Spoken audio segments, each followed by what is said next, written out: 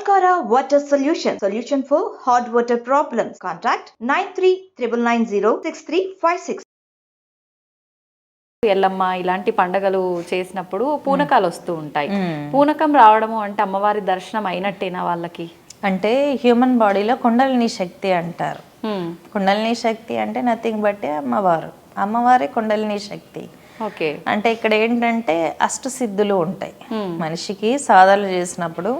ఇప్పుడు ఫ్యామిలీస్ అంతా వదిలేసి అఘోరాలు ఎందుకు హిమాలయాల్లో అంత చలిలో సాధనలు చేస్తూ ఉంటారు? ప్రశాంత్ ఇక్కడ నార్మల్ ఎన్విరాన్మెంట్లో చేయొచ్చు కదా. వాళ్ళ శరీరం మీద వాళ్ళ ఆధిపత్యం, ఎమోషన్స్ మీద ఆధిపత్యం సాధించుకోవడానికి వాళ్ళు అలా సాధనలు చేస్తూ ఉంటారు.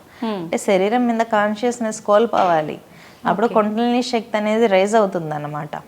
ఇప్పుడు అష్టసిద్ధులు ఉంటాయి. అష్టసిద్ధుల్లో మహిమా సిద్ధి అని ఒకటి ఉందన్నమాట. మహిమా సిద్ధి కింద వచ్చేది ఈ పూనకాలు. అంటే దేవతల ఆవాహన ఆవహించడము, ప్రేతాత్మలు ఆవహించడము, ఇవన్నీ మహిమా సిద్ధి కింద వస్తాయి. దేవతలు ఆవహించడానికి మహిమా సిద్ధి అంటారు, ప్రేతాత్మలు ఆవహించడానికి క్షుద్ర శక్తి అంటారు. ఈ దేవతలు ఆవహిస్తే ఎలా ఉంటుంది, ప్రేతాత్మలు ఆవహిస్తే ఎలా ఉంటుంది అనేది ఎక్స్పీరియన్స్ అయితే తెలుస్తుంది. ఓకే, నేను ఒకప్పుడు బిలీవ్ చేసేదాన్ని కాదు. ఆ ఎక్స్పీరియన్స్ నాకు వచ్చినాక అర్థమైంది. ఎందుకంటే నేను బాగా వెల్ ఎడ్యుకేటెడ్ని కాబట్టి నేను ఫస్ట్ బిలీవ్ చేయను, కానీ నేను ఫేస్ చేశాక నాకు అర్థమైంది. ఓకే, మనకు కూడా ఇలా జరుగుతుందా అంటే నా మీద నాకు కాన్ఫిడెన్స్ ఉంది కదా, నన్నైతే నేను మోసం చేసుకోలేను కదా. కాబట్టి ఓకే, దీని మీద నేను రీసెర్చ్ చేశాను. అసలు ఎవరికైనా వస్తుందంటే కుండలిని శక్తి అసాధారణ స్థితిలో పైకి లేసినప్పుడు వైబ్రేట్ అవ్వడం అనేది కామన్. ఇప్పుడు టెంపుల్స్ అనేది శక్తి క్షేత్రాలు, అంటే ఓ బ్యాటరీ లాంటివి. రీఛార్జ్ చేసుకోవాలి మనం అక్కడికి వెళ్ళి. ఇప్పుడు ఉత్సవాలు జరిగినప్పుడు విపరీతమైన యూనివర్స్ నుంచి ఫోర్స్ దూకుతుంది. ప్రాణ ప్రతిష్టలో 1000 మంది 1,00,000 మంది మూల విరాటం చూస్తే అమ్మ అమ్మ అంటే అంతమంది సోల్స్ కలిసి పిలిస్తే అమ్మవారు దూకుతుంది. దూకుతున్నప్పుడు ఎవరైతే ఎమోషనల్ గా కనెక్ట్ అవుతారో వాళ్ళ కొండల్ని రైజ్ అయిపోతుంది. అక్కడ కొట్టే పంబల వల్ల, అక్కడ చేసే క్రతువుల వల్ల ఆ కాస్మిక్ ఎనర్జీ అనేది ఎవరు గట్టిగా బిలీవ్నెస్తో ఉంటారో వాళ్ళలో ఆక్యుపై అయిపోతుంది. కుండలిని అసాధారణ స్థితితో పైకి లేసినప్పుడు కొంతమంది గర్ల్లో కూడా లేయగలుగుతారు కొన్ని క్షణాలు. యోగ సాధనలు ఉన్నాయి. యోగ సాధనల్లో కూర్చొని జపం చేస్తున్నప్పుడు ఒక్కసారిగా రైజ్ అయింది అనుకోండి కుండలిని, అలా గాల్లో అలా లేస్తారు. టిబెటియన్ యోగులు చేస్తారు, ఇప్పుడు కూడా చేసే వాళ్ళు ఉన్నారు. అక్కడ తారా సాధనలు చేసేవాళ్ళు, వజ్రయాన బౌద్ధులు, తంత్ర విద్యలు చేసేవాళ్ళు, అలాంటి వాళ్ళు పబ్లిక్లోకి రారు, వాళ్ళకి అవసరం లేదు కదా. అది మామూలుగా పూజలు చేసే ఎవరికైనా కూడా కావచ్చు. వైబ్రేషన్స్ అనేది సర్వసాధారణం.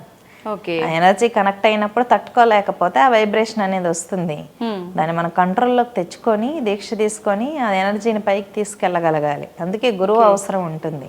పూనకాలు వచ్చిన వాళ్ళకంతా భూత భవిష్యత్ వర్తమాన కాలాలు తెలిసిపోతూ ఉంటాయి. అన్బ్యాలెన్స్ అవుతూ ఉంటారు, పవర్ లాగేస్తారు. అలాంటి వాళ్ళకి అన్బ్యాలెన్స్ చేసేస్తారు. ఎందుకంటే అందరికీ తంత్ర విద్యలు తెలియవు కదా. దేవతలు ఆవాహన అవుతున్నారంటే వాళ్ళు పరిచారిక దేవతలు, గ్రామ దేవతలు. మూలశక్తి అనేది పరాభట్టారికి ఆపోజిట్ లో దర్శనమిస్తుంది. మనిషి యొక్క ఆరాలో యోగినీలు, యక్షిణీలు వస్తాయి. మనిషి శరీరంలో ప్రేతాత్మలు ఆవహిస్తాయి. చాలా డిఫరెన్స్ ఉంది. పరాభట్టారిక ఇప్పుడు ఆపోజిట్ లోనే దర్శనం వస్తుంది. చిన్న దేవతలు ఆవహిస్తాయి. ఓకే అమ్మ, ఇప్పుడు అమ్మవారైనా సరే ఆత్మలైనా సరే ఆవహిస్తుంటాయి అని చెప్పారు కదమ్మా.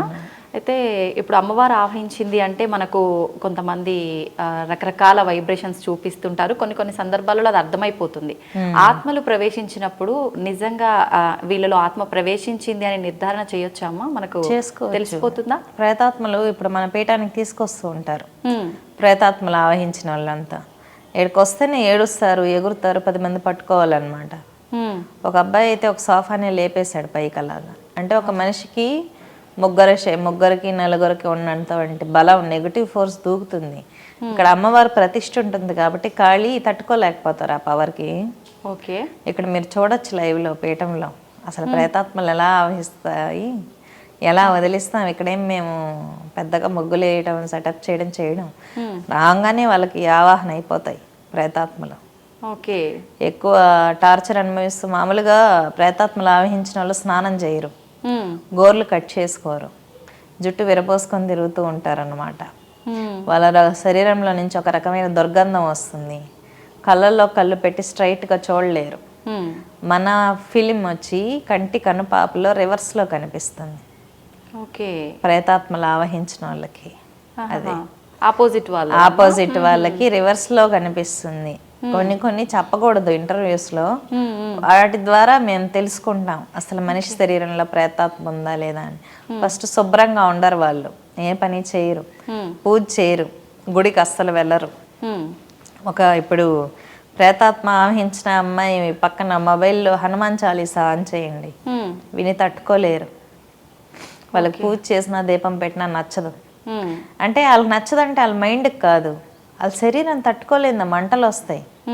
మనం పూజలో హోమంలో ప్రేతాత్మ ఆవహించిన అమ్మాయిని కూర్చోపెట్టాలంటే ఆ అమ్మాయి శరీరం మండుతుంది, మంటలు పుడతాయి. కానీ అది శరీరపరమైన మంటలు కావు, అవి ఆత్మకు సంబంధించిన మంటలు. తట్టుకోలేదు ఆ అమ్మాయి. చాలా సింటమ్స్ ఉన్నాయి. ప్రేతాత్మలు ఆవహించి వదిలించడం అనేది హిందూ సాంప్రదాయంలో ఉంది, ముస్లిం సాంప్రదాయంలో ఉంది, క్రిస్టియానిటీలో ఉంది, జైన్, బుద్ధిజం అన్నిట్లో ఉంది. అన్ని మతాలు విశ్వసిస్తాయి. అదేంటంటే ఫేస్ చేసిన వాళ్ళకి ఆ పెయిన్, ఆ బాధ తెలుస్తుంది. సడన్ గా కనిపించడం కొన్ని సెకండ్స్ పాటు. వాళ్ళకి ఆత్మ వాళ్ళ లోపల ఉన్నట్టు అర్థమవుతుందా? వీక్ అయిపోతారు. మనిషి ఎంత తిన్నా పీల్ చేస్తుంది బాడీలో బ్లడ్. ఓకే. కొంతమంది ప్రయోగాలు చేస్తూ ఉంటారు మనుషుల మీద. ప్రేతాత్మలు యాక్సిడెంట్స్ లో చనిపోయిన ఆత్మలు ఉంటాయి. కిరోసిన్ పోసుకొని కాల్చుకొని చనిపోతారు ఆడవాళ్ళు, సూసైడ్స్ చేసుకుంటారు. అటువంటి ఆత్మలని నెగిటివ్ ఫోర్స్ బాధ ఎక్కువ ఉంటుంది కదా, వాటిని ప్రాణాకర్షణ మంత్రం ద్వారా ఆకర్షించి వాటికి ఆకలి ఉంటుంది, ఆకలి దప్పికలు ఉంటాయి. చాలా మంది సూసైడ్ చేసుకొని సేఫ్ అయిపోదాం అనుకుంటారు. వాళ్ళ లైఫ్ టైం 100 సంవత్సరాలు అనుకోండి, 50 సంవత్సరాలు సూసైడ్ చేసుకున్నాడు అనుకోండి, వాడు ప్రేతాత్మలాగా తిరగాల్సిందే. ఆకలి ఉంటుంది, దప్పుకుంటుంది, తినలేరు, తాగలేరు. ఆ క్షోభ అనుభవిస్తూ ఉంటాయి ఆ ప్రేతాత్మలు. అలాంటి వాటిని తాంత్రికులు వశం చేసుకొని వాటికి ఫుడ్ ఇస్తారు, అంటే బ్లడ్. బలులిచ్చి వాటిని వశం చేసుకొని పలానా మనిషిని వెళ్ళి హింసించో అంటారు. అవి హింసిస్తాయి, యాక్సిడెంట్స్ చేస్తాయి, మనిషి బాడీలో బ్లడ్ పీల్చేస్తాయి, స్కెల్టన్స్ లాగా అయిపోతారు. కొంతమంది ప్రేతాత్మలు పట్టిన వాళ్ళు డెత్ స్టేజ్ వరకు వెళ్ళిపోతారు. నేను కొన్ని 100 కేసులు డీల్ చేశాను ఇలాంటి. ఆత్మని చూడొచ్చమ్మా కళ్ళతోటి? చూడొచ్చు. వాటికి కాళీ మంత్రం జపం చేసుకొని కూర్చుంటే, ఎందుకు దేవి ఖడ్గమాల జపం చేసుకుంటే కూడా కనిపిస్తాయి. దివ్య దృష్టి ఉంటే ప్రతిది ఆత్మే కాదు దేవతైనా కనిపిస్తుంది. మనం చేయాల్సిన సాధన ఒక్కటే. ఓకే. అయితే ఇప్పుడు మనకు మూవీస్లో ఎవరికైనా ఇట్లానే దయ్యం ఆవహించినప్పుడు ఆత్మ ఉంది అని ఇట్లా చూపిస్తుంటారు, అట్లా మనం కెమెరాల్లో వాటిల్లో బంధించే అవకాశం ఉందమ్మా? ఆత్మలు బంధించాలంటే కెమెరాలు ఎందుకు? అంటే మనకు చూపించడం కెమెరాలో కొన్ని రికార్డ్ అవుతాయి. ఇప్పుడు కెర్లియన్ ఫోటోగ్రఫీ ఉంది. కెర్లియన్ ఫోటోగ్రఫీలో దివ్య శక్తులు కూడా క్యాప్చర్ చేయొచ్చు. కొన్ని కెమెరాస్కి, వీడియోస్కి ఫోకస్ అవుతాయి కొన్ని రకాల ఎనర్జీస్, కానీ దాన్ని నిరూపితం చేయలేం. ఇప్పుడు అసలు మెటీరియలే కాని దాన్ని ఒక మెటీరియల్లో మీరు ఎలా చూపించాలనుకుంటారు? కెమెరా అనేది ఒక మెటీరియల్ కదా, శక్తి అనేది మెటీరియల్ కాదు. పవర్ని మెటీరియల్తో ఎలా క్యాప్చర్ చేస్తారు?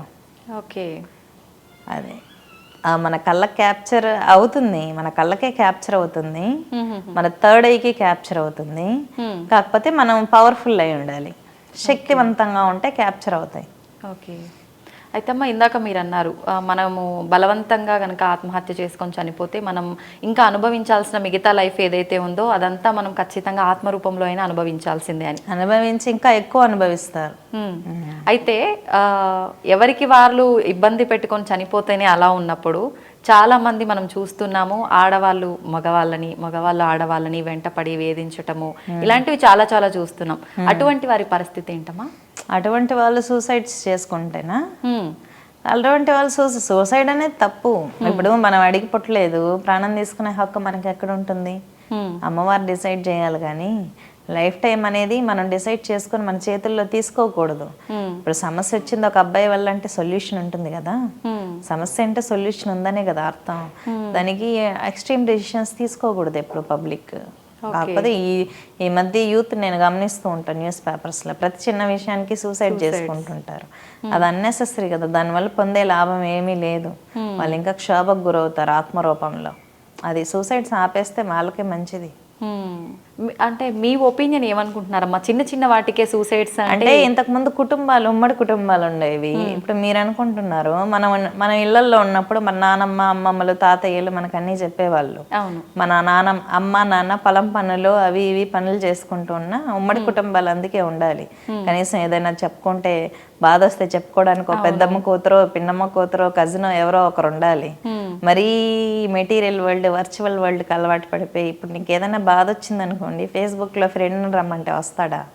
10,000 ఇమ్మంటే ఇస్తాడా? ఇవ్వడుగా. వర్చువల్ వరల్డ్ నుంచి మాయా ప్రపంచం, దాని నుంచి బయట వచ్చి మంచి రిలేషన్షిప్స్ మెయింటైన్ చేయాలి. కనీసం మన ఇంట్లో మెంబర్స్ తోనే ఎవరో 10 నిమిషాలు మాట్లాడట్లేదు, కన్న బిడ్డలతోనే తల్లిదండ్రులు స్పెండ్ చేయట్లేదు. ఎవరికి వాళ్ళు సపరేట్ రూమ్స్, పక్కన పడుకుంటే పిల్లలు అఫెక్షన్ వస్తుంది, కనీసం దగ్గర తీసుకోరు, పక్కన పడుకోబెట్టుకోరు. ఇంకా తల్లికి బిడ్డకు అఫెక్షన్ ఎలా వస్తుంది? సూసైడ్ చేసుకోకుండా సమస్య వస్తే పిల్లలు ఏం చేస్తారు?